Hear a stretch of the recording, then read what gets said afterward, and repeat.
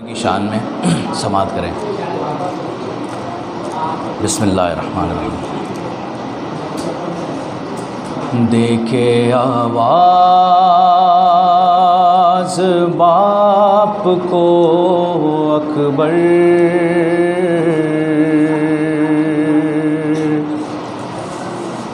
سوچتے ہیں کہ آئیں گے کیسے،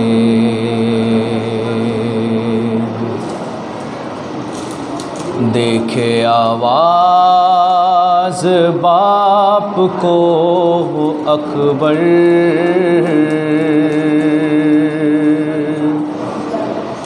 سوچتے ہیں کہ آئیں گے کیسے، اور لڑکھڑاتے ہوئے جو آ بھی گئے، لڑکھڑاتے ہوئے جو آ بھی گئے، میرا لاشا اٹھائیں گے کیسے، دیکھے آواز باپ کو اکبر، سوچتے ہیں کہ آئیں گے کیسے، خر کے بیٹے کی لاش پر خر سے کہہ رہے تھے ابھی یہی بابا، باپ لاشے جواں اٹھاتا نہیں، اس کا لاشا میں خود اٹھاؤں گا، اب وہی مرحلہ ہے بابا پر، میرا لاشا اٹھائیں گے کیسے، دیکھے آواز باپ کو اکبر،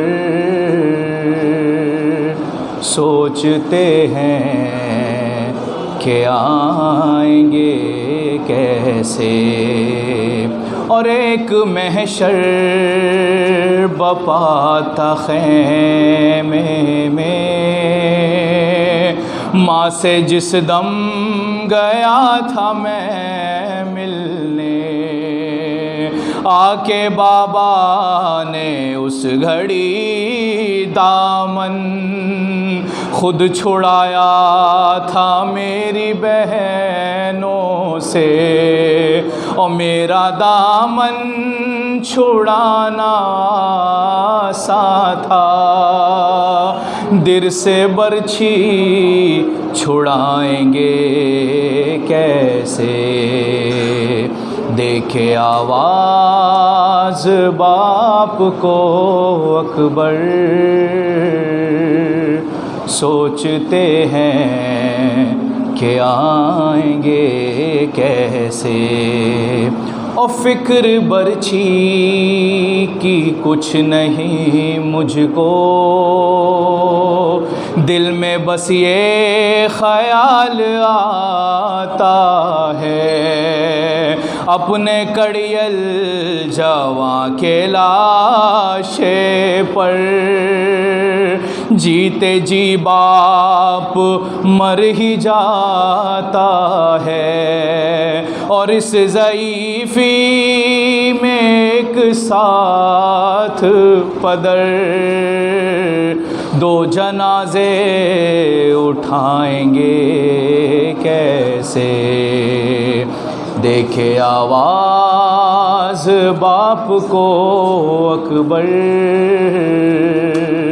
سوچتے ہیں کہ آئیں گے کیسے،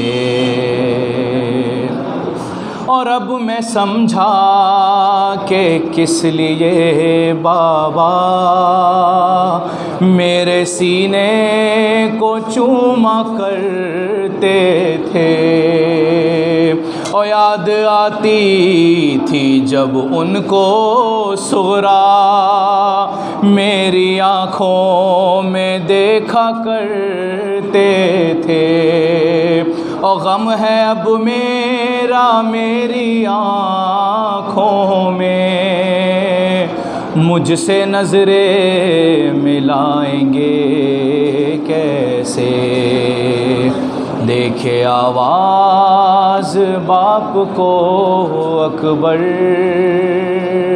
سوچتے ہیں کہ آئیں گے کیسے، اور اینا اینا علی الاکبر کی رن میں آواز جب وہ دیتے تھے، ہائے غربت غریب زہرا کی، دیکھ کر شام والے ہنستے تھے، اور راستہ ان کو مجھ تک آنے کا، پھر یہ قاتل بتائیں گے کیسے،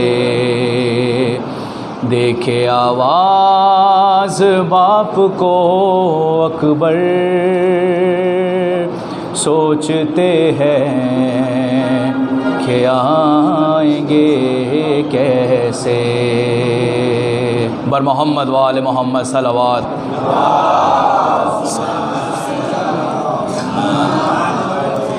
تمام مومنین سے گزارش ہے جو اس وقت باہر کھڑے ہیں فرش اعضاء پہ تشریف لے آئیں۔ میں گزارش کروں گا مولانا موصوف سے کہ وہ آئیں اور ہمیں علوم اہل بیت آل محمد سے فیضیاب کریں۔ بر محمد و آل محمد بآواز بلند صلوات۔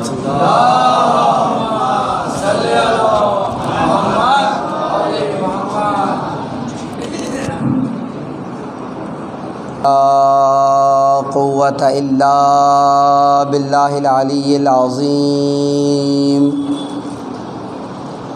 بسم الله الرحمن الرحيم۔ رب اشرح لي صدري ويسر لي أمري واحلل عقدة من لساني يفقهوا قولي۔ حسبنا اللہ ونعم الوکیل ونعم المولا ونعم النصیر۔ الحمد للہ الذی ہدانا لہذا وما كنا لنہتدی لولا ان ہدانا اللہ۔ لقد جاءت رسل ربنا بالحق۔ الصلاة والسلام وتحیۃ والاکرام علی نبینا المؤید ورسولنا المسدد المصطفى الامجد المحمود الاحمد حبیب الہ العالمین ابی القاسم محمد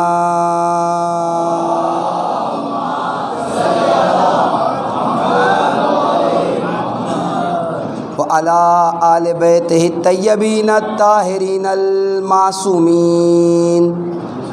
لا سیما ابن عمہ وصیفہ ووصیہ وخلیفۃ بلا فصلہ وباب مدینۃ علمہ وکتاب صحیفۃ فمہ وکاشف عن کربہ وباسہ ونائم فی بیتہ ولباسہ، زینت المسجد المحراب والمنبر، ساقی سلسبیل تسنیم والکوثر، فاتح بدر حنین وخیبر، قاتل مرحب عمر وعنتر، امام المشرقین ساجد القبلتین والد الحسنین، الذي لم يعبد الصنم طرفة العين، امام المشارق والمغارب، مظهر العجائب والغرائب، نقطۃ داہرۃ المطالب مطلوب کل طالب غالب علی کل غالب مولانا علی ابن ابی طالب.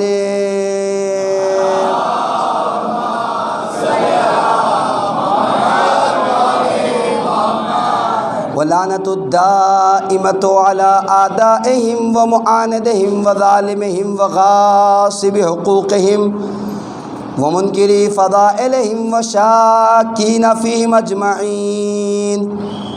اما بعد فقد قال تبارک و تعالی فی القرآن الکریم وفرقان الحمید. بسم اللہ الرحمن الرحیم. یا ایہا الرسول بلغ ما انزل الیک من ربک وَإِن لَّمْ تَفْعَلْ فَمَا بَلَّغْتَ رِسَالَتَهُ وَاللَّهُ يَعْصِمُكَ مِنَ النَّاسِ.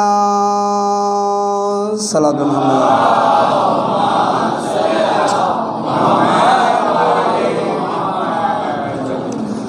عزیزان کرام قدر، معزز سامعین کرام، عشرہ مجالس کی یہ نویں مجلس ولایت کربلا کے آئینے میں اس عنوان سے آپ کی خدمت میں پیش کی جا رہی ہے.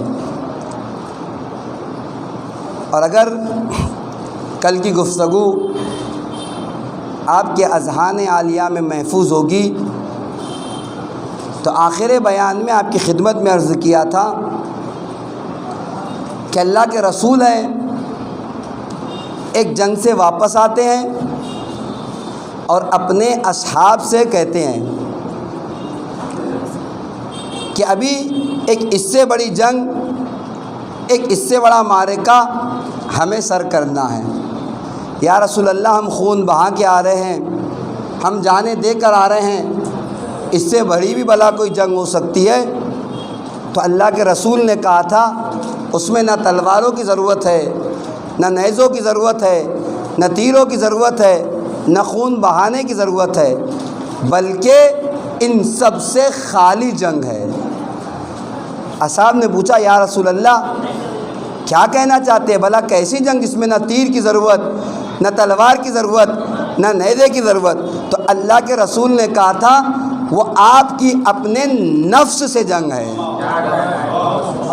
گویا اللہ کے رسول بتانا چاہ رہے تھے کہ میدان میں جا کر بڑھ بڑھ کر حملہ کرنا جہاد اصغر کی حیثیت رکھتا ہے، اور اپنے نفس سے مقابلہ کرنا، اپنے نفس سے جنگ کرنا جہاد اکبر کی حیثیت رکھتا ہے.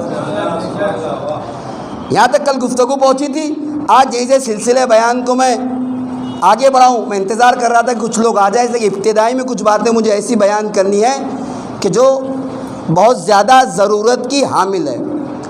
اگر ایک شخص چاہتا یہ ہے کہ وہ اپنے نفس سے جنگ کرے، اپنے نفس سے مقابلہ کرے، اتنا آسان کام نہیں. ہر لمحے شیطان بیٹھا ہوا ہے، ذرا سی نگاہ ہٹے گی معاملہ خراب ہو جائے گا. لہذا کوئی طریقہ ایسا ہو کہ جب انسان اپنی خواہشات سے لڑ سکے، اپنے نفس سے مقابلہ کر سکے اور اپنی خواہشات کو مات دے سکے. ایک طریقہ کار امام خمینی رضوان اللہ علیہ نے اپنی کتاب شرح چہل حدیث میں لکھتے ہیں کہ اگر کوئی چاہتا ہی ہے، ایک حدیث کے ضمن میں تذکرہ کریں، اگر کوئی چاہتا ہی ہے کہ وہ اپنے نفس سے مقابلہ کرے، اپنی خواہشات پر کنٹرول پیدا کر لے، یا یوں کہہ لوں جہاد اکبر کا فاتح بن جائے، تو امام خمینی کہتے 3 قدم وہ اٹھائیں، 3 کام وہ کرے، اور جب وہ کام کرے گا تو ممکن ہے کہ وہ اپنے نفس کو کنٹرول میں لے لے، اپنی خواہشات کو کچل دے اور اپنے نفس پر قابو پا لے. پہلا مرحلہ وہ کہتے ہیں وہ ہے مشارطہ. مشارطہ لفظ سے واضح شرط سے بنا ہے. کہتے جب صبح اٹھیے تو اپنے نفس سے شرط لگائیے. کیسی شرط؟ کہ خدا نے مجھے بنایا ہے اپنے اصول سکھائے ہیں. آج میں کوشش کروں گا کہ اس نفس کا استعمال، اس خواہشات کا استعمال صرف اور صرف حلال چیزوں کے لیے کروں، حرام چیزوں کے لیے نہ کروں. یہ پہلی منزل ہے. یعنی آپ گھر سے صبح اٹھ کے نکل رہے ہیں کام کے لیے، بزنس کے لیے، کالج میں، آفس میں، جہاں آپ جا رہے ہیں، پہلا کام مشارطہ ہے. وہ کہتے ہیں کہ آپ اپنے نفس سے شرط لگائیے کہ میں آج کوشش کروں گا کہ کوئی بھی حرام کام، کوئی بھی ناجائز کام کی طرف میرے قدم نہ اٹھے. وہ کہتے ہیں صرف شرط لگا لیں گے کافی نہیں ہے. دوسرا مرحلہ ہے مراقبے کا. یعنی کیا؟ ہر لمحہ اس کی دیکھ بھال کرنا اس نفس کی. میں نے اس دن بھی کہا تھا کہ اگر توحید عملی ہو جائے اور کسی کو یہ احساس ہو جائے کہ خدا دیکھ رہا ہے تو کم سے کم اس کے گناہ کم ہو جائیں گے. میری باتیں آپ کے ذہن میں موجود ہوگی، نیکیوں میں اضافہ ہو جائے گا. مراقبے کا معنی یہی ہے کہ جب بھی کسی کام کے لیے نفس بڑھے تو آ کر میں اپنے آپ سے سوال کروں، کیا یہ میرا کام میرے خدا کو راضی کر لے گا یا راضی نہیں کرے گا؟ یہ مراقبہ ہے. شرط لگائی گھر سے نکلتے وقت ہر وہ کام. اچھا بعض کام تو ایسے ہے کہ جس میں توجہ دینے کی ضرورت نہیں. آپ کو پتہ ہے آپ آفس جا رہے ہیں، بچوں کے لیے رزق حلال لے کر آئیں گے. اللہ کے رسول کہتے ہیں روزی کمانے نہیں جا رہا، جہاد کے لیے جا رہا ہے. غور کر جانیں گے ہمیں. اور کبھی بھی دین اسلام نے خود، اللہ کے رسول کا ایک جملہ ہے کہ اگر کوئی اپنی ذمہ داریوں کو دوسرے کے کاندھوں پر ڈالے وہ ملعون ہے وہ شخص. لہذا کبھی بھی یہ نہیں سوچنا چاہیے کہ میرا بھائی تو میرا گھر چلا رہا ہے، فلاں تو میری ذمہ داری پوری کر رہا ہے. نہیں، اللہ کے رسول کہتے ہیں ملعون ہے وہ شخص جو اپنی ذمہ داریوں کو دوسروں کے کاندھوں پہ ڈال دے.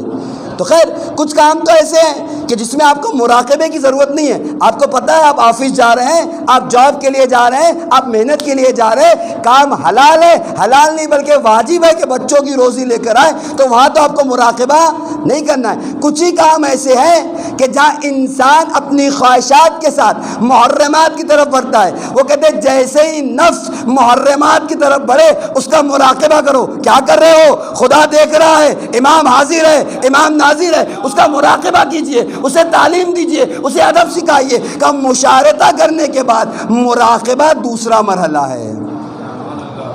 اس کے بعد بات تمام ہوگی. کہانی ایک قدم اور اٹھا لیجئے. کچھ دن تک ان 3 قدموں کو اٹھائیے.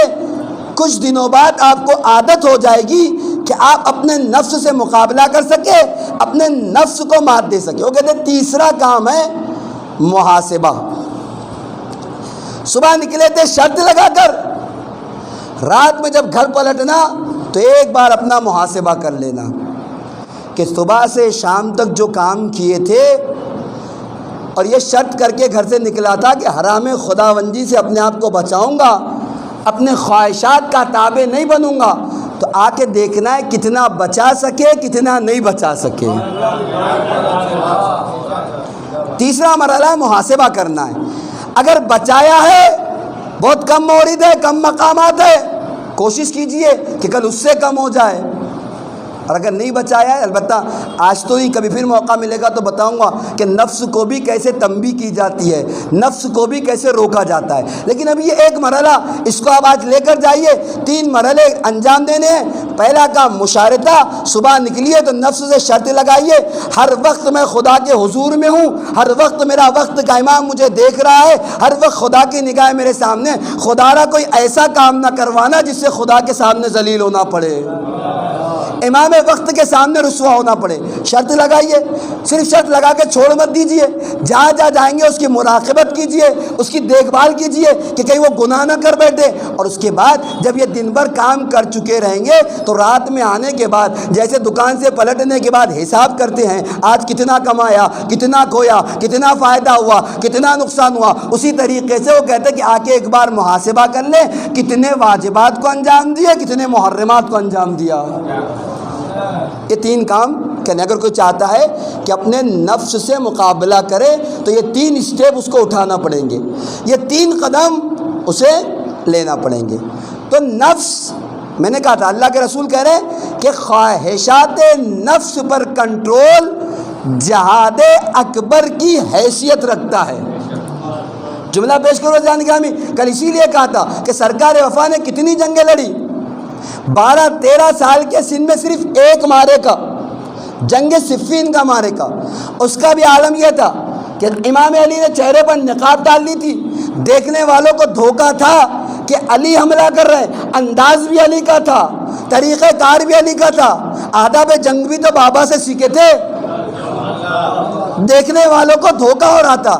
یوں باتوں کو سمیٹ کی کو دو ہی دھوکے تاریخ میں ہوئے، یا صفین میں زمانے نے عباس کو علی سمجھا، یا شب ہجرت علی کو لوگ رسول سمجھتے رہے۔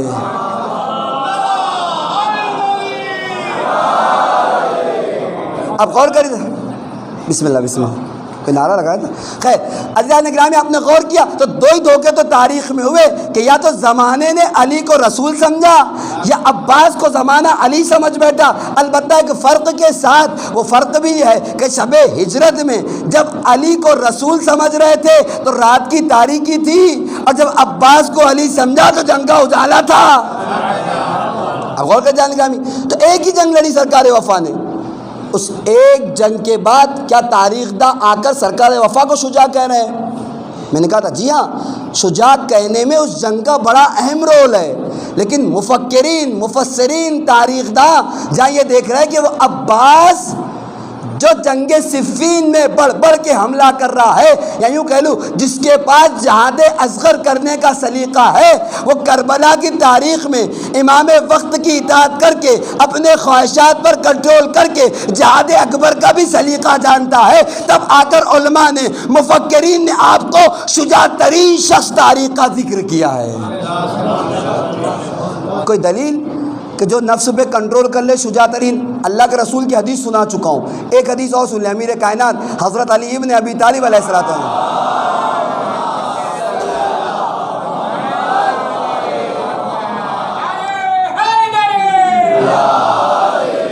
ارشاد فرماتے اشجع الناس من غلب علی الہوی، شجاع ترین شخص وہ ہے جو اپنے خواہشات پر کنٹرول پیدا کر لے۔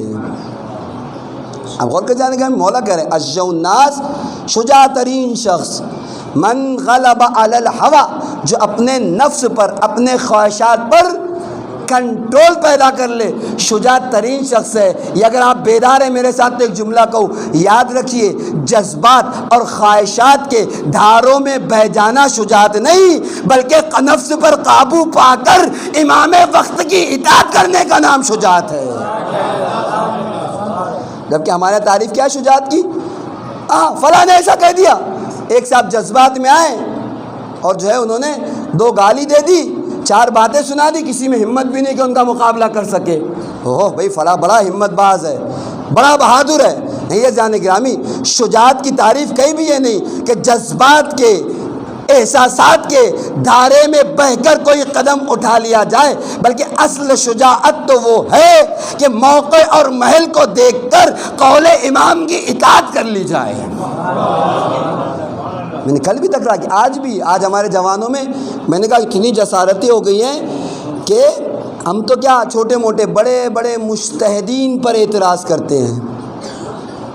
آپ غور کر رہے ہیں، کسی چھوٹے موٹے سے کہہ دیا تو شاید ممکن بھی ہو، لیکن مجتہدی میں کہا جس نے اپنی عمر لگا دی، جس نے سب کچھ دین کے لیے قربان کر دیا، اور آج ہم آ کر اپنے جذبات میں، اپنے احساسات میں آ کر 4 باتیں مجتہد کو بولتے ہیں، سمجھتے ہم سب سے بہادر ہے۔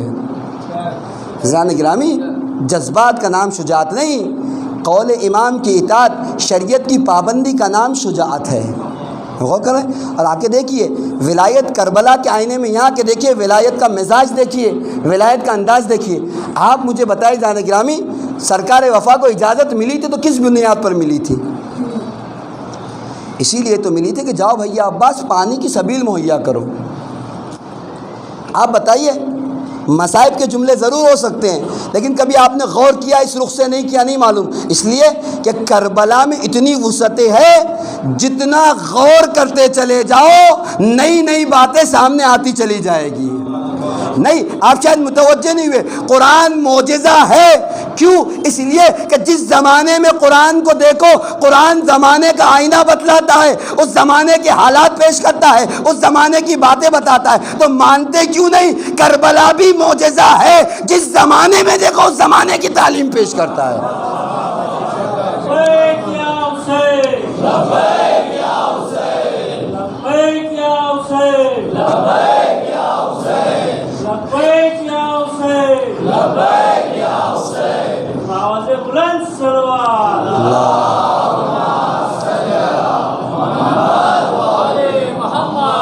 اب غور کرے جانے کا ہوا کیا؟ اجازت کس کی تھی؟ پانی لانا تھا۔ آپ مجھے بتائیے، سرکار وفا کا دایاں بازو قلم ہو گیا، کیا سرکار کے راہوار میں یا اس کی رفتار میں کچھ کمی آئی؟ کوئی تاریخ آپ دیکھیں، کوئی ذاکر سے آپ نے سنا ہو؟ ذرہ برابر کمی نہیں آئی۔ کیوں؟ ہاتھ جاتا ہے چلا جائے، قول امام پورا ہونا چاہیے۔ پانی لانے کی بات تھی، بہت غور کیجئے گا، ذرہ برابر کمی نہیں آئی رفتار میں۔ کیوں؟ اس لیے کہ مقصد کیا تھا؟ قول امام کی اطاعت کر لی جائے۔ دایاں بازو گیا، کوئی فرق نہیں، بایاں بازو قلم ہو گیا، اب بھی رفتار میں فرق ہے، آپ ہی تو سنتے، کوئی فرق نہیں آیا۔ کیوں؟ اس لیے کہ مقصد ہی یہ تھا، ہاتھ باقی رہے نہ رہے، سر باقی نہ رہے، کسی صورت قول امام کی اطاعت ہو جائے، امام وقت کی فرما برداری ہو جائے۔ بھئی راہوار رکا تو کہاں رکا؟ جیسے ہی تیر مشق سکینہ پہ لگا ہے تب جا کے راہوار کے رخ کو موڑا ہے۔ کیوں موڑا؟ ابھی تک اس لیے پڑھ رہے تھے کہ قول امام کی اطاعت ہو رہی ہے، اب جب پانی بہ گیا دیکھا وقت کے امام کی اطاعت نہیں ہے، راہوار کا رخ موڑ دیا۔ یہ ہوتی ہے اطاعت۔ مولا سر حاضر ہے لیکن آپ کی بات سے انکار نہیں کریں گے، آپ کی بات سے روگردانی نہیں کریں گے، امام وقت کے لیے سب کچھ قربان کرنے کے لیے تیار ہے۔ اور ہے بھی، جب دایاں بازو قلم ہوا، واللہ ان قطعتم یمینی، قسم خدا کی تم نے میرا دایاں ہاتھ قلم کر دیا، انی احامی عن دینی ابدا، دایاں ہاتھ کیا سب کچھ قلم کر دو تب بھی میں دین کی حمایت کرتا رہوں گا۔ جملے سرکار وفا کے اور بھی بند ہے، اس میں اگر وقت ہوگا تو پیش کروں گا۔ آپ دیکھیں کہ سرکار وفا نے مرثیہ پڑھا تھا کہ تم نے میرا دایاں ہاتھ کاٹ دیا، آخری سانس تک دین کا دفاع کرتا رہوں گا، دین کی نصرت کرتا رہوں گا، دین کی حمایت کرتا رہوں گا۔ اور میں نے کہا مشق سکینہ جب تک نہیں چھنی جب تک اسی رفتار سے چل رہے تھے، اس لیے کہ قول امام کی اطاعت کرنی تھی، قول امام کو پورا کرنا تھا، یا یوں کہہ لوں امام وقت کی فرما برداری کرنی تھی۔ تو ولایت اسے کہتے ہیں کہ جب امام وقت سامنے ہو تو اپنا سب کچھ امام وقت پر، ولی خدا پر قربان کر دیا جائے۔ بڑے اطمینان سے ان باتوں کو سنیے، چونکہ 8 مجالس کا خلاصہ ہے، یہیں سے باتیں واضح ہو جائے گی کہ کیا لے کر یہاں سے آپ کو جانا ہے۔ آپ دیکھیں، اگر میں آ کے میرا موازنہ سرکار وفا سے کروں کہ سرکار ٹھیک ہے سرکار وفا جیسا تو نہیں ہو سکتا، لیکن میں نے کہا تھا قدم اٹھانا ہماری ذمہ داری ہے، اس دن بھی کہا تھا۔ آپ غور کریں گے جان گرامی، اگر موازنہ کروں تو آج کیا میرا عقیدہ یہ نہیں ہے کہ میرے وقت کا امام حاضر و ناظر ہے کہ نہیں ہے؟ کسی کو انکار ہے؟ نہیں ہے نا انکار۔ تو پھر بتائیے دن بھر میں کتنا وقت میں اپنے وقت کے امام کے لیے دیتا ہوں، کتنا وقت دیتا ہوں؟ چھوڑیے دن بھر کی بات نہیں کرتا، شادی ہوتی ہے آپ کے گھر میں، خوشیاں منائی جاتی ہے، پروگرام ہوتے ہیں میرے گھر میں، نئی گاڑی خریدتا ہوں، نئی دکانیں لیتا ہوں۔ آپ دیکھیں اصول کافی میں یعقوب کلینی نے ایک روایت لکھی امام کے حوالے سے، لکھتے ہیں کہ امام اپنے امتی سے ماں سے زیادہ محبت کرتا ہے، باپ سے زیادہ اپنے چاہنے والے کو عزیز رکھتا ہے، اور ایک بھائی سے زیادہ دوست رکھتا ہے۔ اس کا مطلب ٹھیک ہے ولایت مانے نہ مانے، اس حدیث کے ضمن میں اتنا تو ہے کہ امام وقت کا مرتبہ کم سے کم گھر والوں سے زیادہ ہے۔ آپ بتائیے کتنے خوشی اور غم کے موقع آئے کہ جب میں نے اپنے امام وقت کو دعوت دی، مولا آپ بھی تو زندہ ہے، آپ بھی تو حاضر ہے، نئی دکان خریدی ہے، اپنے بابرکت قدم تشریف لے آئیے گا۔ کتنی بار بلایا؟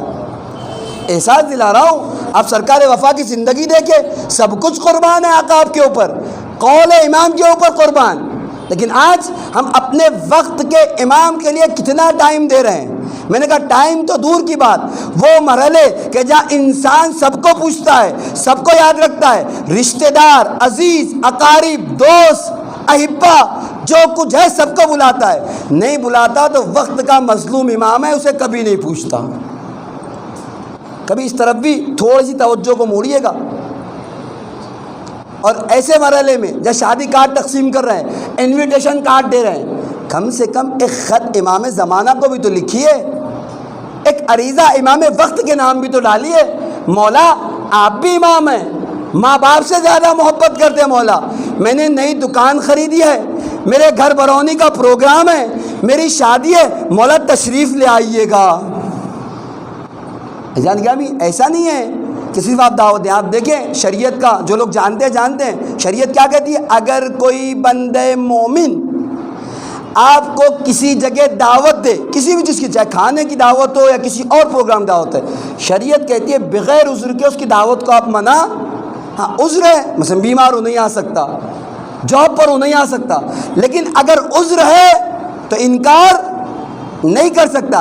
اگر امام وقت کو بلایا ہے، ذرہ برابر بھی ایمان ہے تو یقین مانے آپ دعوت دیں گے، امام وقت تشریف لے آئے گا۔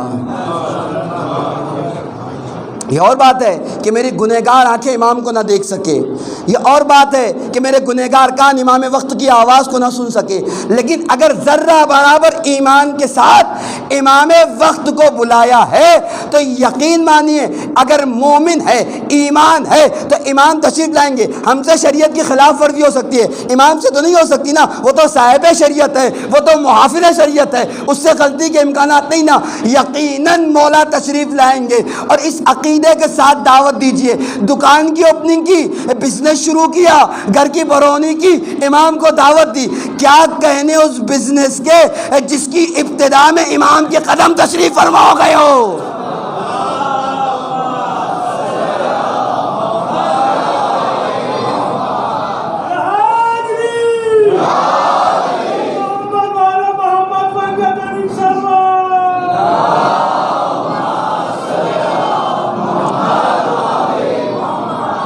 کیا کہنے اس گھر کے کہ جس کے آغاز میں اس میں امام وقت کے قدم مبارک آ گئے ہو، ساری کائنات جس کے ضمن میں رزق پاتی ہے، آپ غور کر رہے ہیں، جس سے ساری کائنات رزق پاتی ہے، اگر اس امام کے قدم گھر میں آ جائیں گے، کیا کہنے اس گھر کی برکتوں کا، کیا کہنے اس شادی کی برکتوں کا، کیا کہنے اس بزنس کی برکتوں کا۔ ہم بلاتے نہیں ہیں، پھر برکتوں کا رونا روتے ہیں، سب کچھ کرتے ہیں مولانا صاحب، رزق میں برکت نہیں ہوتی۔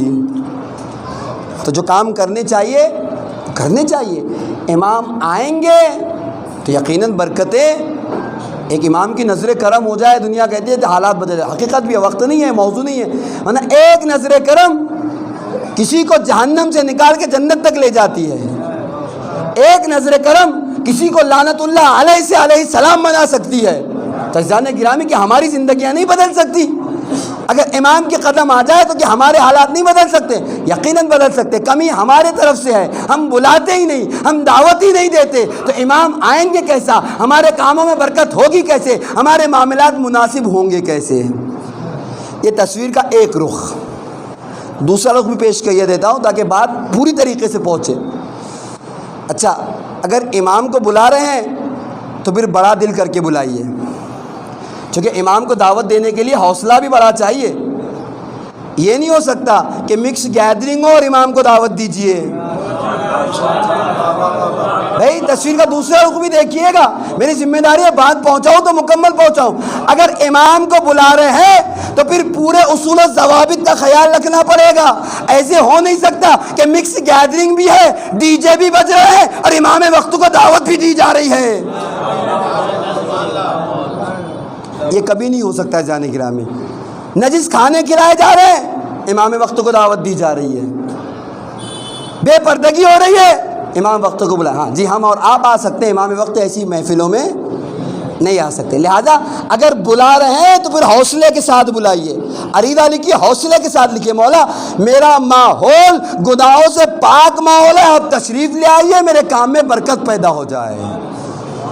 غور کر جائیں گا میں اس بات کا بالکل خیال. میں نے کہا بڑے دل کے ساتھ بلائیے، بڑے حوصلے کے ساتھ، کہ کوئی ایسا کام نہیں ہوگا کہ جس سے امام وقت ناراض ہو جائے یا دعوت کو قبول ہی نہ کرے.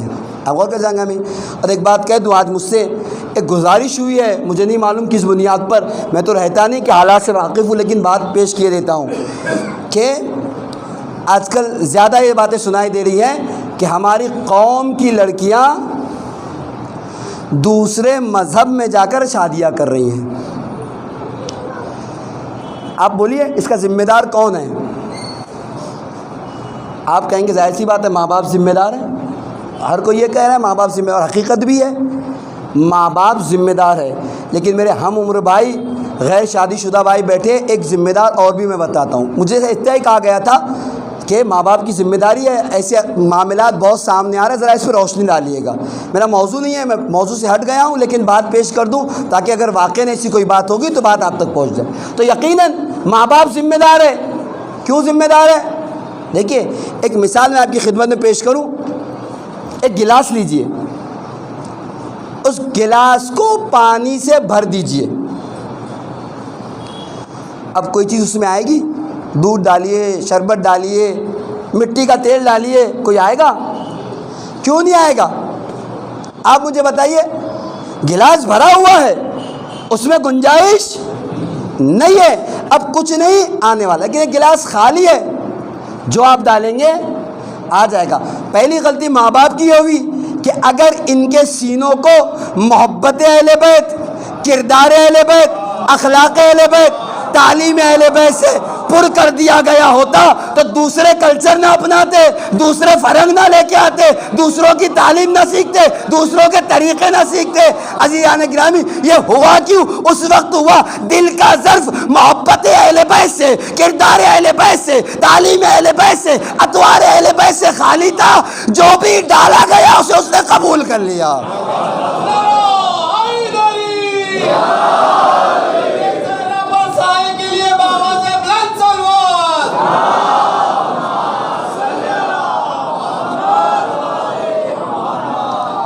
اگر یہ دل کا ظرف محبت اہل بیت سے، کردار اہل بیت سے، تعلیمات اہل بیت سے، طور طریقہ اہل بیت سے معمور ہوتا تو نہ دوسروں کا کلچر آتا، نہ دوسروں کی تہذیب سیکھتے، نہ دوسروں کی ثقافت اپناتے، نہ دوسروں کے طور طریقے اپناتے. ہوا اس لیے کہ محبت اہل بیت سے، کردار اہل بیت سے دور رکھا. جہاں سے گزرتے ہیں وہاں کی تہذیب اپنا لیتے ہیں. تو پہلے مرحلے میں تو ماں باپ ذمہ دار ہے، ٹھیک ہے نا. لیکن ایک طبقہ اور ذمہ دار ہے. بتاؤں میں آپ کو کون؟ وہ ہم اور آپ جیسے لوگ. آپ بولیے کیوں؟ آپ مجھے بتائیے، اگر میں جا کر کسی غیر مذہب میں شادی کروں اور میرے مذہب کی کوئی لڑکی غیر شادی شدہ رہ جائے تو میں ذمہ دار نہیں ہوں؟ بھائی وہ طبقہ ذمہ دار ہے کہ نہیں؟ آپ صرف یہی آگے کیوں کہتے ہیں کہ لڑکیاں غیر مذہب میں شادی کر رہی ہے؟ ان لڑکوں کو کیوں نہیں رکھتے جو دوسرے مذہبوں میں شادی کر رہے ہیں؟ بھائی حق ہے کہ نہیں ہے؟ اگر ایک لڑکے نے دوسرے کے مذہب میں جا کے شادی کر لی، اچھا تربیت کے جو مسائل آئیں گے، موضوع میرا نہیں ہے. ناسبی لایا ہے، خارجی لایا ہے، تو اثرات تو تربیت کے ہوئیں گے ہی، چاہے کتنی بااخلاق کیوں نہ ہو، وہ اپنی جگہ. لیکن جا کر میں نے دوسرے کے مذہب میں شادی کر لی، اب اگر میرے طبقے کا، میرے مذہب کی کوئی بچی غیر شدہ شادی شدہ باقی رہ جاتی ہے تو اس کا ذمہ دار میں نہیں ہوں. اگر میں باہر نہ کرتا تو شاید میرے طبقے کی، میرے مذہب کی لڑکیاں اس طریقے سے غیر شادی شدہ نہ رہتی. تو صرف ایسا نہیں ہے کہ وہی طبقہ ذمہ دار ہے والدین کا، نہیں، وہ جوان بھی ذمہ دار ہے. معاف کریے گا، ہو سکتا ہے میرے مجمع میں لوگ ہو، لیکن ذمہ داری ہے، بات نہیں پہنچے گی تو کل میں جواب دہ ہوں. آپ غور کر جانے گرامی. تو خیر امام وقت کو بلائیے، حوصلے کے ساتھ بلائیے کہ مولا میرا ماحول پاک ماحول ہے، میری شادی پاک شادی ہے، آپ تشریف لے کر آئیے اور میری شادی کو، میری دکان کو، میرے رزق کو، میری تجارت کو برکت عطا کر دیجیے۔ یقیناً امام آئیں گے بھی اور برکت بھی ہوگی۔ اب دیکھیے عباس کون ہے؟ عباس علی کی دعا کا نام ہے۔ اب میں آپ سے پوچھوں، کیا امام علی علیہ السلام نے جسم عباس کو خدا سے مانگا تھا؟ عزیزان گرامی، شخص عباس کی کوئی حیثیت نہیں، اس لیے کہ اگر صرف آنکھ، کان، ناک اور ہاتھ مانگے گئے ہوتے تو ایسی شخصیتیں تو ہر گھر میں پیدا ہو جاتی ہے۔ شخص نہیں مانگا تھا مولا علی نے، شخصیت عباس مانگی تھی۔ کردار ایسا ہو کہ قول امام کا تابع ہو، یا ایک لفظوں میں مولا نے جو جملہ کہا تھا، پروردگار ایسا دے دے جو کل میرے حسین کو کربلا میں کام آ جائے۔ تو ظاہری جسم نہیں مانگا تھا، وہ صفتیں مانگی تھی جو حسین کے کام آ سکے۔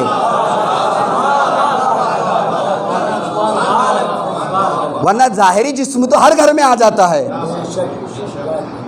مولا نے ظاہری جسم نہیں مانگا تھا، وہ خوبیاں مانگی تھی، وہ شخصیت مانگی تھی جو حسین کو کربلا میں کام آ جائے نصرت کے لیے۔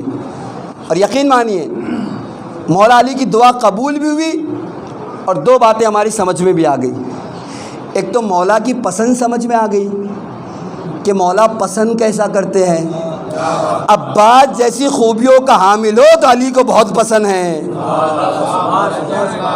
علی نے نماز شب کی دعاؤں میں مانگا ہے۔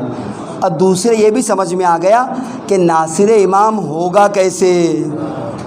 یہ تو ہے بھائی، کل امام وقت آئے گا تو نصرت کی ضرورت ہوگی کہ نہیں ہوگی، ناصروں کی ضرورت ہوگی کہ نہیں ہوگی۔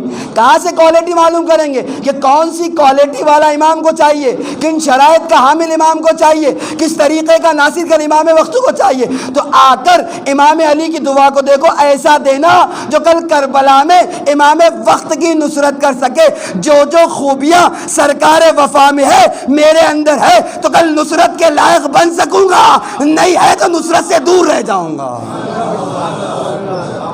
اب غور کر جانے گرامی، دو لفظ عربی کی، ایک ہے ناصر، ایک ہے منصور، سب نصرت اور مدد کے معنی میں ہیں۔ ناصر کے معنی ہے مدد کرنے والا، منصور کے معنی ہے جس کی مدد کی جائے۔ اس میں فاعل اور اس میں مفعول کا فرق ہے۔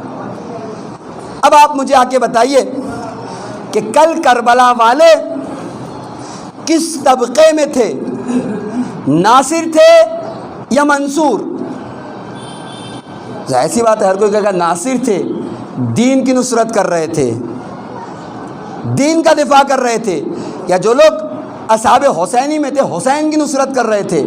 عباس جیسے باوفا حسین کی نصرت کے سب ناصر تھے۔ تو اگر ہم چاہتے ہیں کہ کربلا والے جیسے ہو تو ہمارا بھی لحاظ یہ ہونا چاہیے کہ ہمارا شمار ناصروں میں ہو، منصوروں میں نہ ہو۔ بات واضح کروں، بجائے اس کے کہ میں آتا کربلا کی نصرت کرتا، کربلا کے پیغام کو عام کرتا، دین اسلام کی نصرت کرتا، میں منصور بنا ہوا بیٹھا ہوں۔ ہے نہیں ہے، مجھے اولاد چاہیے تو میں کربلا سے لے جا رہا ہوں، مجھے مال چاہیے تو میں کربلا سے لے جا رہا ہوں، نہیں لے جا رہا ہوں، میری منت پوری ہو رہی ہے، میری دعا مانگی جا رہی ہے، ہو رہا ہے نہیں ہو رہا ہے؟ اولاد کربلا سے لی، مال کربلا سے لیا، اخلاق کربلا سے لیا، دین کربلا سے لیا، تعلیمات کربلا سے لی۔ کبھی یہ سوچا بھی کہ صرف لیا ہے، کربلا کو کچھ دیا بھی کہ نہیں دیا؟ میں نے کہا زبانی لخلقانی بے ابی انتا و نفسی و ابی و امی و مالی لکل فدا، مولا میری جان، میرے ماں باپ، میرا مال قربان۔ لیکن ہمیشہ میں نے تو یہ دیکھا میرے لیے کہ ہمیشہ میں نے کربلا سے لیا ہے، کبھی کربلا کے لیے کچھ کیا نہیں، کبھی دین کی نصرت نہیں کی۔ البتہ نصرت بھی کئی طریقے کی ہو سکتی ہے، کبھی وقت دے کر نصرت ہو سکتی ہے۔ اگر ہم آ کر ایک کلاس لگائیں نا، کچھ نہیں کرنا ہے، کسی کو آگے اگر بیٹھ کے سننا ہونا تو وہ بھی نہیں ہوتا ہے نہیں ہوتا۔ ایسا نہیں کہتا سب ایسے ہیں، لیکن اکثریت ایسی ہے نہیں، کرنا کچھ نہیں ہے، نہ مولانا کا ارینجمنٹ کرنا ہے، نہ مثلا اسپیکر کا ارینجمنٹ کرنا ہے، نہ مثلا اس کے اخراجات کا دیکھنا ہے، نہ اس کے مثلاً غذا کا انتظام کرنا، صرف آ کر بیٹھ کر سننا ہے تاکہ آپ کے دین کو آپ سمجھ لو، اور سمجھنے کے بعد اس دین کو پہنچا دو یا اپنے گھر تک اس دین کو پرورش کر لو تاکہ گھر میں دین پھیل جائے۔ وہ بھی ہم سے نہیں ہوتا کہ چند قدم چل کے اس طریقے سے نہ صحیح اس طریقے سے نہ صحیح، کم سے کم دین سیکھ کر ہی دین کی مدد کر لیں، وہ بھی نہیں ہوتا۔ مال، میں نے کہا نصرت وقت نہیں ہے کہ پیش کروں، نصرت کبھی وقت دے کر ہو سکتی ہے، نصرت کبھی مال دے کر ہو سکتی ہے، نصرت کبھی عزیزان گرامی اولاد دے کر ہو سکتی ہے، ہر طریقے کی نصرتیں ہیں۔ آج سے کوشش یہ کیجئے گا، بالکل لیجئے، کربلا سے کربلا ہے اسی لیے عام ہے امام حسین کی سخاوتیں، ہم کیا غیر لے کر جاتے ہیں، ہم اور آپ بھی لے، لیکن صرف ہم لینے کا جذبہ نہ رکھیں، ساتھ میں دینے کا جذبہ بھی پیدا کرے۔ ایک طرف سے کربلا سے رہے ہیں، کچھ تو کربلا کے لیے دے، کچھ تو خدمت کربلا کے لیے کرے، کچھ تو کام کربلا کے لیے کرے، تاکہ کل ہمارا شمار بھی ناصروں میں ہو سکے، منصوروں میں نہ ہو۔ اور کر جانے کیا تو آپ نے غور کیا تو سرکار وفا کی جو شخصیت ہے عزیزان گرامی، امام علی کی دعا نے سمجھا دیا کہ کل امام وقت کا ناصر کیسا ہوگا، اس کے اندر کیا کوالٹیز ہونا چاہیے، اس کے اندر کیا صفتیں ہونا چاہیے۔ میں نے کہا اس سے اچھی ولایت کیا ہوگی جو ولایت سرکار وفا نے پیش کی، قدم قدم پر قول امام کی اطاعت کر کے سہارا دیا، بیان کے ایک حصے کو آگے بڑھاؤ، مسائل اور بات تمام۔ اب آ کر میں نے کہا لاسٹ کے 2 دن ہے، خلاصہ ہے، اس میں ہمیں چیک بھی کرنا ہے، اس میں ہمیں نتیجہ بھی نکالنا ہے، اس میں ہمیں 10 دنوں کی محنتوں کو پورا کر کے لے جانا ہے۔ آگے چیک کرتے ہیں کہ ہم کس مرحلے پر پہنچے ہیں، ولایت ہم تک کہاں تک آئی ہے۔ میں نے کہا تھا دیکھیے غدیر کے میدان میں محبت کا اعلان، ابتدا سے کہہ رہا ہوں، اعلان نہیں ہوا، کس کا اعلان ہوا؟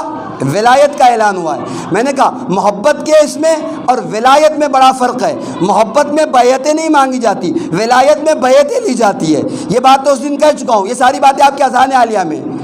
محبت ایک رتبہ کم ہے، ولایت کا ایک رتبہ اعلیٰ ہے محبت سے، یعنی جب محبت آئے گی تو ولایت آئے گی، جب تک محبت نہیں ہوگی ولایت بھی نہیں آ سکتی۔ تو ولایت کا زینہ ایک بلند ترین زینہ ہے جو محبت کے بات ہے، لیکن سوال یہ کہ کیا میرے اندر محبت اہل بیت آ گئی ہے یا نہیں آئی ہے؟ میں آپ کی تو مجھے نہیں معلوم، چونکہ ان الانسان لنفسہ بصیر، اپنے نفس کے بارے میں انسان زیادہ جانتا ہے۔ میں اگر اپنے گریبان میں جھانک کر دیکھوں تو میں کہوں گا کہ ولایت تو دور کی بات، ابھی حقیقی معنوں میں محبت بھی پوری نہیں ہوئی میری۔ کیوں؟ کیا دلیل ہے؟ دیکھیے اگر محبت آتی ہے تو 2 مرحلے ہوتے ہیں، ایک مرحلہ محبت سے پہلے کا ہوتا ہے، ایک مرحلہ محبت کے بعد ہوتا ہے۔ محبت سے پہلے مرحلے کو کہتے ہیں معرفت، جب تک معرفت نہیں ہوگی محبت پیدا ہی نہیں ہو سکتی۔ اور جان گرامی یہ پہلا مرحلہ کہ معرفت نہیں ہوگی تو محبت نہیں آ سکتی، اور اب معرفت کے بعد جب محبت آ جاتی ہے تو اس کا مطالبہ اطاعت ہوتی ہے۔ اگر محبت آ گئی ہے تو اطاعت حتمی ہے، یقینی ہے، ہو ہی نہیں سکتا کہ محبت ہو اور اطاعت سے انکار کر رہا ہو۔ آپ دیکھیں میں مثال دوں آپ کو، کبھی آپ گھر میں جا کے مشاہدہ کیجئے، گھر کے چھوٹے چھوٹے بچے نہ جنہیں سمجھ ہے، نہ شعور ہے، نہ عقل ہے، عمر کیا ہے ان کی، کیا کرتا ہے پتہ ہے؟ چھوٹا سا بچہ ہے، باپ کی چپل میں پیر ڈالتا ہے، کرتا ہے نہیں کرتا؟ آپ نے مشاہدہ کیا ہوگا، کنگھی لے کر سر پہ بال نہیں، کنگھی پھراتا ہے۔ آپ مجھے بتائیے وہ کون سی چیز ہے جو اس کو یہ کام کروا رہی ہے؟ نہ عقل، نہ شعور، نہ یہ پتا کہ چپل کس کام کے لیے، کنگھی کس کام کے لیے، لیکن کیوں وہ کنگھی کر رہا ہے سر میں، بال نہیں ہے؟ وہ چپل کیوں پہن رہا ہے؟ وہ کام اس لیے کر رہا ہے کہ وہ کچھ لوگوں کو یہ کام کرتا ہوا دیکھ رہا ہے،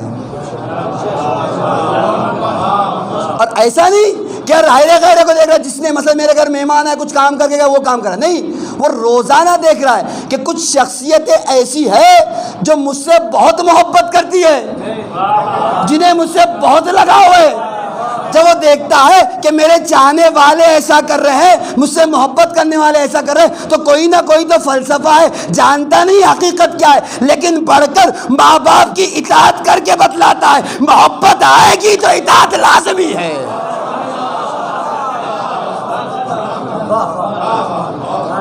تو محبت کا لازمہ کیا ہے؟ اطاعت ہے۔ اگر میں کہوں کہ میرے پاس محبت ہے اور اطاعت نہیں ہے تو ہو سکتا ہے محبت ہو، لیکن محبت حقیقی نہیں ہے۔ پھر مولانا کیا کہیے گا آپ اپنی محبت کو؟ میں کہوں گا محبت نہیں ہے میرے پاس، احساس محبت ہے، احساس ہے مجھے کہ میں محبت کرتا ہوں۔ اچھا، احساس کے بھی اپنے مزاج ہے، آپ کی خدمت پیش کروں۔ فرض کیجئے ایک آدمی اگر مالدار ہو، ٹھیک، اور خدا نہ کرے اس کی زندگی میں برے دن آ جائے، تو ایک تو وہ ہوتا ہے جو سمجھدار ہوتا ہے اور ایسے حالات میں بھی ایسی زندگی گزارتا ہے جو کسی کو احساس نہیں ہونے دیتا کہ اب وہ میرے حالات باقی نہیں رہے۔ لیکن وہی بعض لوگ وہ ہوتے ہیں کہ جن کے پاس شعور نہیں ہوتا، اب ان کے پاس دولت ہے، دولت تھی اب نہیں ہے، دولت چلی گئی، لیکن اب بھی احساس دولت میں، احساس مالداری میں زندگی گزار رہے ہیں۔ نتیجہ کیا ہوتا ہے؟ بے عزت بھی ہوتے ہیں، ذلیل بھی ہوتے ہیں۔ اردو میں ایک کہاوت کہی جاتی ہے، رسی جل گئی لیکن بل نہیں گیا، ایٹھن نہیں گئی۔ آپ غور کر جائیں گے ہمیں تو ہوتا ہی ہے، مال تو چلا گیا لیکن احساس مالداری نے کبھی ذلیل کیا، کبھی رسوا کیا۔ تو یاد رکھیے، جب کسی چیز کا احساس ہو اور صحیح طریقے سے اس احساس کی پرورش نہ کی جائے تو یہ احساس بھی ریئیکشن پیدا کر دیتا ہے۔ اور آج ہماری قوم کی حالت ہے، ارے محبت کر لیا تو عمل کی کیا ضرورت ہے؟ کیوں یہ بات پیدا ہوئی؟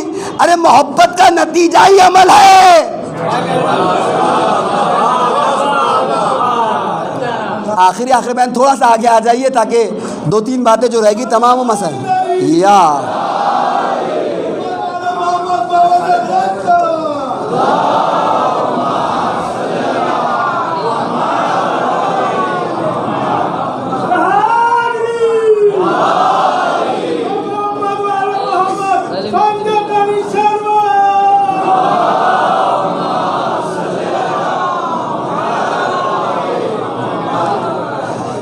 عزیزان گرامی، آپ نے ملاحظہ کیا کہ کوئی چیز ہو نا اور اس کا احساس صرف ہو اور اس احساس کی صحیح سے پرورش نہ کی جائے، شعور کے ساتھ اسے سنبھالا نہ جائے تو یہ احساس بھی ریئیکشن دیتا ہے، یہ احساس بھی ریئیکشن بتاتا ہے۔ جو میں نے کہا آج ہماری قوم کی حالت ہے، ارے اہل بیت سے محبت کر لی ہے، عمل کی ضرورت نہیں ہے، یہ اسی احساس کا ریئیکشن ہے کہ احساس کو رکھا تو ہے لیکن پرورش کرنے کا طریقہ نہیں معلوم۔ کون عقل مند ہے یہ جو یہ کہے کہ محبت بھی کرتا ہوں، اطاعت کی ضرورت بھی نہیں ہے؟ محبت ہے تو عمل آئے گا، محبت ہے تو اطاعت ہوگی۔ جانے گرامی آپ غور کر رہے ہیں، لیکن اگر کوئی یہ کہے تو سمجھنا بھی محبت نہیں، احساس محبت ہے اور اس کا بھی سلیقہ نہیں کہ اس کی پرورش کیسے کی جائے، اس کو کیسے سنبھالا۔ میں کہا بعض لوگ مالدار ہونے کے بعد جب ان کی مال اور دولت ختم ہو جاتا ہے تب بھی ایسے رہتے ہیں کہ لوگوں کو احساس نہ ہو کہ کیسے زندگی گزار رہے ہیں۔ لیکن کچھ لوگ، میں نے کہا رسی جل گئی، بل نہیں گئی، ایٹھن نہیں گئی، حالات وہی ہے، وہی مالداری والے ٹھاٹ باٹ، نتیجہ ذلت، رسوائی۔ آپ غور کر رہے ہیں کیوں؟ اس لیے کہ اس احساس کی صحیح پرورش نہیں کر سکے۔ لہٰذا اگر آپ مجھ سے پوچھیں کہ آپ کے پاس مولانا ولایت ہے تو میں کہوں گا ولایت تو دور کی بات، محبت بھی نہیں ہے۔ کیا ہے پھر؟ احساس محبت ہے۔ میری ذمہ داری ہے کہ اپنے اس احساس کو حقیقی محبت تک لے کر آؤں، اور جب احساس کو حقیقی محبت تک لاؤں گا تب اگلا مرحلہ ولایت تک پہنچوں گا۔ اذان گرامی، اور ولایت تک پہنچنے کے بعد جب انسان ولایت تک پہنچ جاتا ہے تو پھر اس کے لیے دنیا بھی ہیچ ہو جاتی ہے، دنیا کی کوئی حیثیت۔ مثال پیش کروں کربلا کے آئینے میں، امام حسین کا قافلہ کربلا سے قریب ہو رہا ہے، سرکار امام حسین کو ہلکی سی آگ لگی، کیا لکھا تاریخ نے؟ جیسے آنکھ کھلی تو نعرہ تکبیر کو بلند کیا، اللہ اکبر۔ 18 سال کے جناب علی اکبر امام حسین کی خدمت میں آگے کہتے بابا خیریت تو ہے؟ کہا بیٹا مجھے ہلکی سی آگ لگی تھی، میں نے دیکھا کہ ہمارا قافلہ موت سے قریب ہو رہا ہے. یہ پوچھا تھا کہ نعرہ تکبیر کیوں لگائی؟ موت سے قریب ہو رہا ہے. 18 سال کی عمر ہے جان گرامی، بھرپور جوانی کا عالم ہے. کون جوانی میں دنیا دیکھنا نہیں چاہتا؟ کون نہیں چاہتا کہ اس کے بھی اپنے لائف اسٹائل ہو؟ کون نہیں چاہتا کہ وہ بھی دنیا دیکھے؟ کون نہیں چاہتا کہ اس کے بعد بھی بڑی بڑی گاڑیاں ہوں؟ یہی تو عمر ہوتی ہے اپنے آپ کو، اپنے خواہشات کو پنپانے کی. لیکن ہزاروں سلام کربلا والوں کی ولایت پر. جناب علی اکبر نے کیا کہا؟ یہ نہیں کہا کہ بابا موت کے قریب ہو رہے ہیں اب کیا ہوگا، نہیں، کہتے بابا السنا علی الحق، کیا ہم حق پر نہیں ہے؟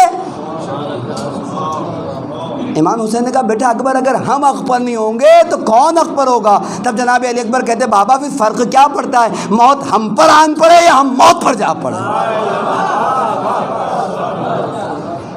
یہ کربلا والوں کی ولایت ہے. میں نے کہا جب ولایت آ جاتی ہے تو پھر موت بھی کبھی شہد سے زیادہ شیریں محسوس ہوتی ہے اور دنیا ہیچ لگنے لگتی ہے. جانے گیا میں نے کہا اور اگر کوئی بوڑھا صحابی ساتھی کہتا تو الگ بات تھی. 18 سال کا کڑیل جوان، بھرپور جوانی، جب لوگ سینے میں جینے کی خواہش لے کر جیتے ہیں، ایسے عالم میں موت کو گلے لگانا ولایت نہیں ہے تو کیا ہے؟ جانے گرامی تاریخ نے لکھا یہ قافلہ کربلا پہنچ گیا.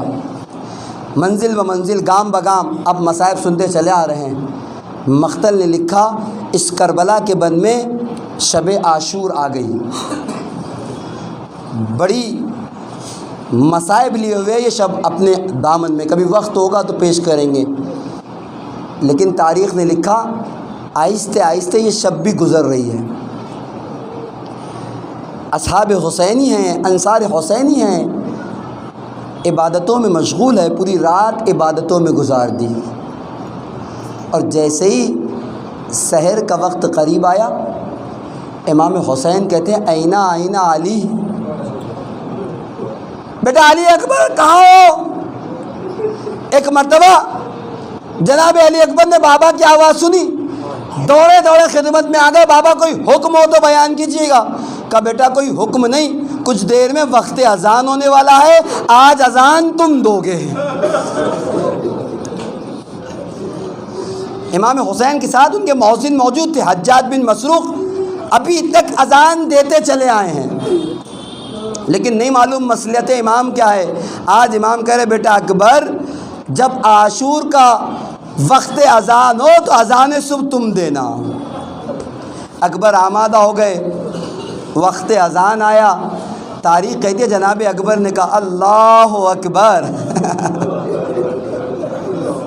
عزیزان گرامی اللہ اکبر کا امام حسین کی آنکھوں میں آنسو آ گئے. مجھے تو نہیں پتا کہ امام حسین کیوں گریا کر رہے تھے، لیکن ہاں اتنا ضرور ہے کہ شاید امام حسین کو نانا رسول اللہ یاد آ گئے ہو. اکبر شبی تھے نا رسول اللہ کی. اگلے مرحلے پر جمل بات پہنچی، اللہ اکبر کہہ چکے، چاہے بات اس کے بعد اشہد ان لا الہ الا اللہ. اب حسین نہیں، اصحاب حسینی میں بھی گریہ بپا ہے. لوگ سمجھ رہے ہیں گریہ کی وجہ کیا ہے. اتنا ہی نہیں، اسی اسنا میں جناب علی اکبر نے کہا اشہد ان محمد رسول اللہ. جیسے ہی آواز لگائی اب اصحاب نہیں، خیام حسینی سے گریہ کی آواز، واہ محمد واہ مصیبتہ کی آواز. اب نبی زادیاں گریہ کر رہی ہے. اللہ اللہ. اذان علی اکبر تمام ہوئی. اچھا بغیر مصلحت کے نہیں تھی، اذان نے بہت سو کو رسول اللہ کا زمانہ یاد دلا دیا. جناب حر کے آنوں میں ایک مصلحت یہ بھی تاریخ نے لکھی کہ شاید اذان علی اکبر نے رسول اللہ یاد دلا دی ہوگی. نہیں معلوم، امام وقت کی مصلحت امام وقت جانے. تاریخ کہتی ہے اذان ہوئی، امام نماز کے لیے کھڑے ہوئے، تیروں کی بارش ہوئی. پہلے حملے میں کتنے اصحاب حسینی تھے جو جام شہادت بھی چکے تھے. مختل کہتا ہے اصحاب شہید ہو گئے، انصار کی باری آئی، انہوں نے بھی جام شہادت نوش کیا. اب باری بنی ہاشم کی ہے. جلدی جلدی بیان کر رہا ہوں. مختل کہتا ہے جناب علی اکبر نے اذن وغا مانگی، امام حسین نے اذن وغا دی، اپنے بیٹے کو آمادہ کیا، راہوار پر سوار کر دیا. تاریخ کہتی ہے جب راہوار پر جناب علی اکبر کو بٹھایا ہے، خطابت کا جملہ نہیں، مقتل کا جملہ کہتا ہوں، حسرت بھری نگاہ سے اپنے لال کڑیل جوان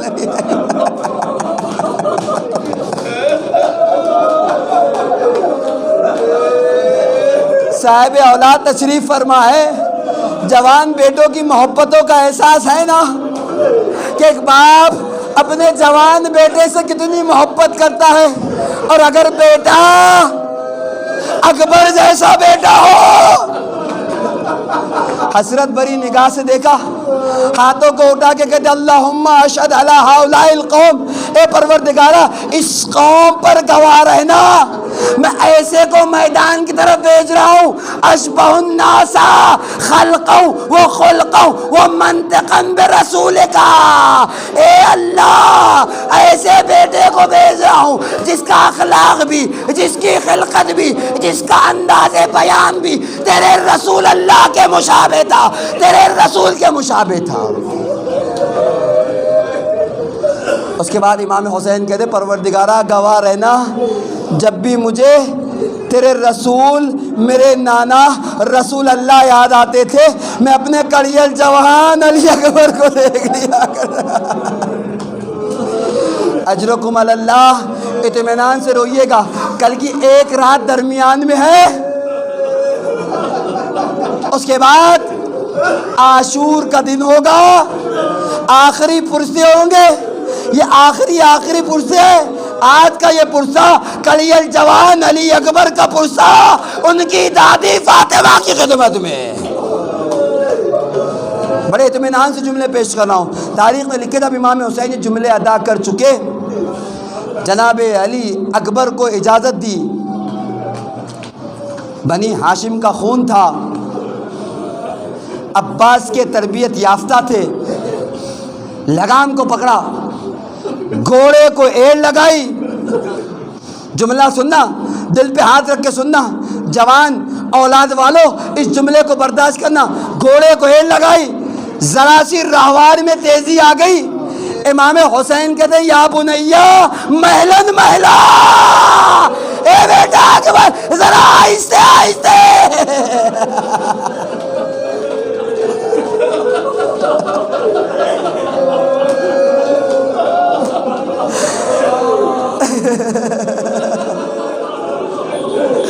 اے بیٹا اکبر ذرا آہستہ آہستہ۔ کڑیل جوان نے بابا کی آواز سنی، ایک مرتبہ رک گئے، کہ بابا آپ ہی نے تو اجازت دی تھی، آپ ہی کے اجازت کے بعد تو جانتا، مجھے نہیں معلوم امام حسین نے کیا کہا، لیکن مقتل نے ایک بات ضرور لکھی، حسین کہتے بیٹا اکبر جب تک سامنا رہے مڑ مڑ کے دیکھتے رہے۔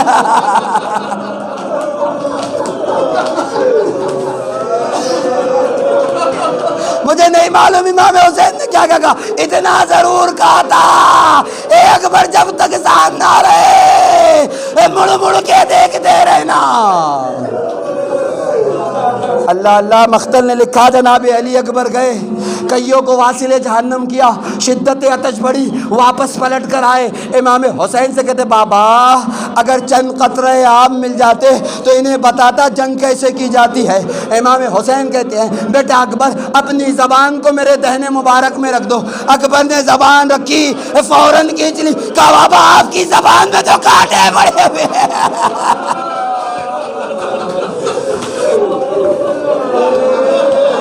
اللہ اللہ، مصائب تمام ہو گئے، امام حسین نے انگشتر کو اٹھایا، اکبر کے دہن میں رکھا، بیٹا اکبر جاؤ تمہیں حوض کوثر پر جد رسول اللہ سیراب کریں گے، بابا علی سیراب کریں گے۔ مقتل کا جملہ پیش کر رہا ہوں، اکبر دوبارہ چلے گئے، اب کے گئے ہیں تو پلٹ کے نہیں آئے، بڑھ بڑھ کے حملہ کر رہے تھے۔ مقتل نے لکھا کسی شقی نے خاموشی سے ایک نیزہ پیچھے کی طرف سے اکبر کے پشت پہ مارا، حسین کا کڑیل جوان اکبر پشت فرس میں سنبھل نہ پایا، گھوڑے کی باہوں میں بائیں ڈال دی، ارے بائیں کیا ڈالی، جہاں سے گھوڑا گزرتا تھا کوئی تلوار مارتا تھا، کوئی نیزہ مارتا.